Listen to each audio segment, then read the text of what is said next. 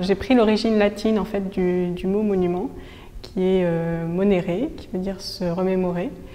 Je trouvais intéressant de créer des images en fait en lien avec la mémoire, une mémoire qui serait aussi en lien avec l'histoire.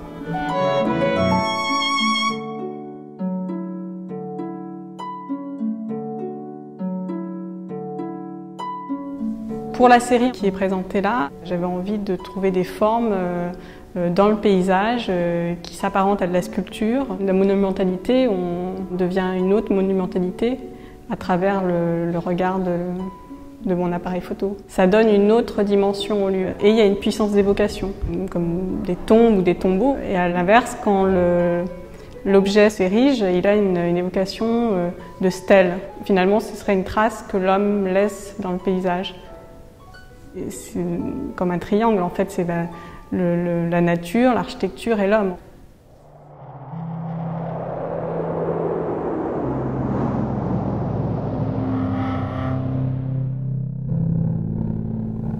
Il y a quelque chose qui s'apparenterait à une inquiétante gravité. Mais en même temps, ce qui m'intéresse, c'est d'essayer justement de faire ressurgir une certaine mémoire de ces lieux. C'est aussi une manière d'aller chercher ma propre histoire, en fait.